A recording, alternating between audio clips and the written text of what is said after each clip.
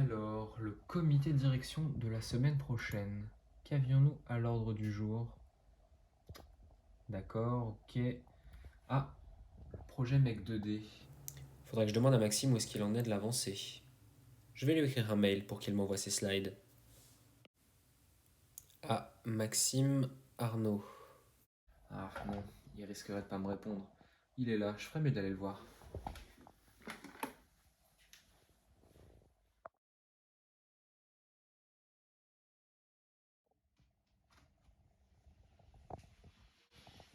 Bonjour Maxime. Bonjour Monsieur Geoffroy. Je suis en train de travailler sur la présentation du prochain comité de direction. Je me souviens que tu devais nous présenter l'avancée du projet Mec 2D. Est-ce que tu pourrais me faire parvenir tes slides assez rapidement pour que je les fasse intégrer à la présentation? Pas de soucis, je m'en occupe d'ici demain soir, Monsieur Oui, Geoffroy. ça me va très bien. Merci beaucoup. Allez, bonne fin de journée, au revoir.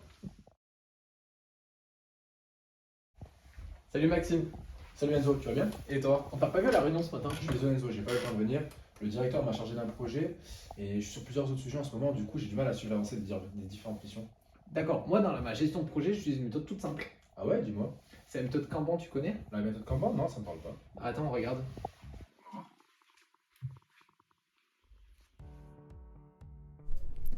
Historiquement, la méthode Kanban ou méthode étiquette fut développée par l'industrie nippone pour optimiser la gestion et la quantité des stocks.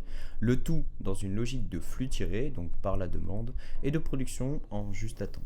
L'objectif principal étant d'équilibrer l'offre, la production, et la demande, c'est-à-dire la commande client. Cependant, aujourd'hui, la méthode Kanban ne se limite plus à la gestion des stocks, mais trouve aussi son utilité comme outil dans la gestion de projet. Elle est considérée comme une méthode agile, au même titre que la méthode Scrum. Si cette méthode est dite agile, c'est parce que son fonctionnement est facile à comprendre, économe et donne des résultats rapidement.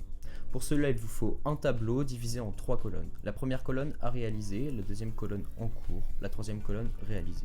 Ainsi que des étiquettes qui représentent les différentes tâches à déplacer entre les différentes colonnes du tableau. Dans certains cas, il est possible de rajouter des colonnes, ce qui donne la configuration suivante.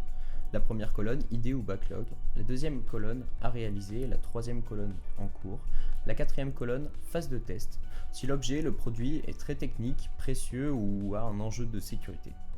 La cinquième colonne, réalisé. L'intérêt de cet outil très visuel est de saisir en un seul coup d'œil l'état d'avancement de chaque tâche du processus, ainsi que l'ensemble du projet. Pour gagner en efficacité, cet outil doit être complété d'une réunion flash entre les collaborateurs avant le début de la production. Celle-ci permet à chaque collaborateur de présenter ce qu'il a réalisé la veille, ce qu'il prévoit de réaliser et les difficultés qu'il rencontre.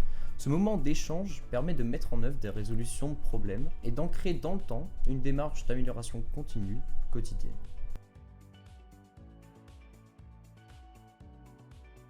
Ah oui, super comme méthode de gestion de projet. Tu penses que tu pourrais m'aider à le décliner dans le cadre de mon projet pour Monsieur Geoffroy? Oui, bien sûr. On va même le faire ensemble en portant un tableau vierge. Super, montre-moi.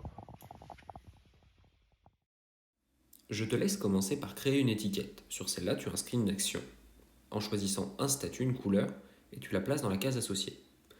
Ensuite, crée d'autres étiquettes avec d'autres actions que tu placeras dans les cases adéquates. Une fois toutes tes étiquettes créées, il faut faire un point avec ton équipe pour s'assurer dans leur bon positionnement et les ajuster le cas échéant. Ensuite, lors de ta réunion flash, tu déplaceras les étiquettes et ajusteras le statut de chaque tâche. Une fois cela fait, tu n'as plus qu'à créer la réunion de management visuel avec ton équipe que tu positionneras chaque semaine.